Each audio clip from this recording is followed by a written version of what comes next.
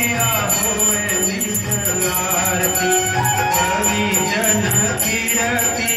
गान करे जसोलरी धुनियाणी कुंवर लाल बनारी जननी पर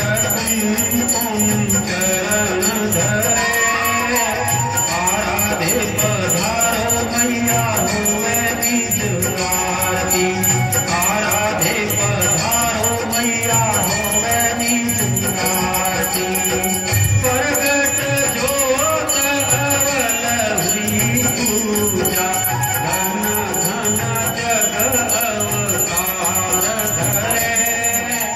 संत सुख कारणी संकट संहारणी कल्याण करे आराधे पधारो मैया होवे निज आरती कवि जन कीरति गान करे आराधे पधारो मैया होवे निज आरती आराधे पधारो मैया होवे निज आरती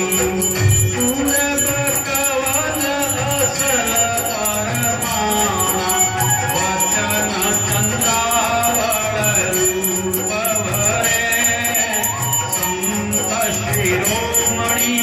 विपादे समोवर धन जादम कुल जनम धरे आराधे पधारो मैया होवे निज आरती कवि जन कीरति गान करे आराधे पधारो मैया होवे निज आरती आराधे पधारो मैया होवे निज आरती जोगीदास कुंवरी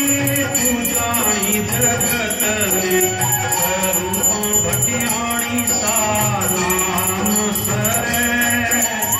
ओमिया सवाई शिव जी संग में भणी जय हाजिर पर चापीर हरे आराधे पधारो मैया होवे निज आरती कवि जन कीरति गान करे आराधे पधारो मैया होवे निज आरती आराधे पधारो मैया होवे निज आरती रजवत धर्म कल्याण कंकरमणि केसरवरणी राज करे भूपथ उजड़ बखाणे सारी दुनिया भगत साधक मन मोद भरे आराधे पधारो मैया होवे निज आरती कवि जन कीरति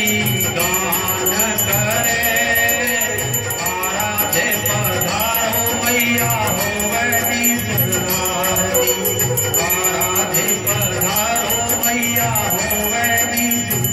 आरती भर के देवड़ जोगी हर हर ध्वजा गगन पहरे झण नाद शंख धुन झाल मन गारा ढोल घुरे आराधे पधारो मैया होवे निज आरती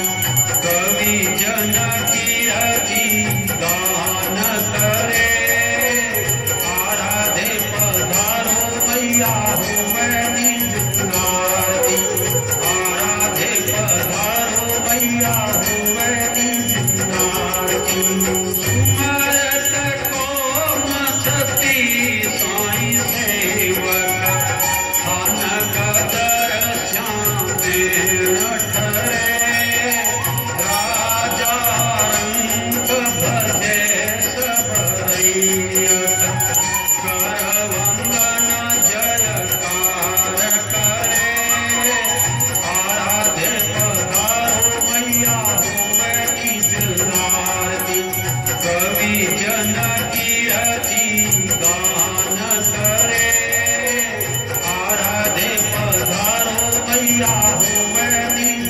आरती आराधे पधारो मैया हो मैनी आरती काटो कष्ट जगत कल्याणी भजन किया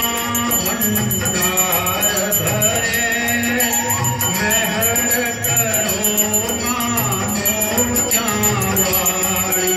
कवतारू अरदास करे आराधे पधारो मैया होवे नीत आरती करी जन कीरति गान करे